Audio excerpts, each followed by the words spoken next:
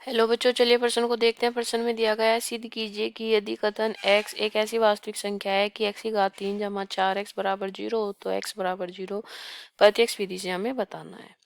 ठीक है, तो इसमें जो हमारी मुख्य अवधारणा हो जाएगी वो क्या हो जाएगी? मुख्य अवधारणा में क्या आ जाएगा कि हमें दिए गए कथन का क्या करना है।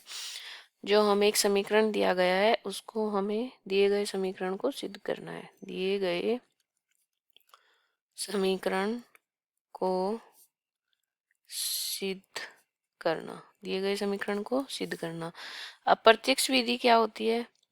प्रत्यक्ष विधि की अगर हम बात करें, इसमें हमें सीधे ही पता चल रहा है। प्रत्यक्ष विधि यानी देखकर बताना।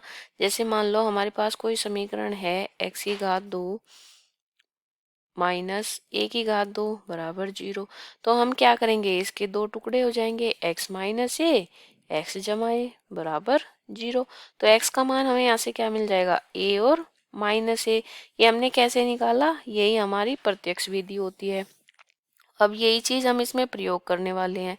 कैसे? ये हमारे पास समीकरण दी गई है x की घात 3 जमा 4x बराबर 0।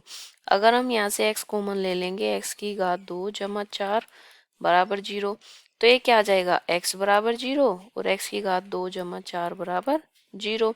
अगर हम x की घात 2 बराबर -4 रखें तो हमें पता है कि किसी भी संख्या का वर्ग, किसी भी वास्तविक संख्या का वर्ग, किसी भी वास्तविक संख्या का वर्ग माइनस में नहीं हो सकता।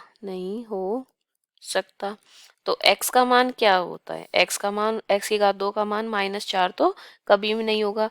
और हमें पता है कि x एक वास्तविक संख्या है, तो अगर x कोई भी एक वास्तविक संख्या है तो इसका मान कभी भी -4 के बराबर नहीं हो सकता।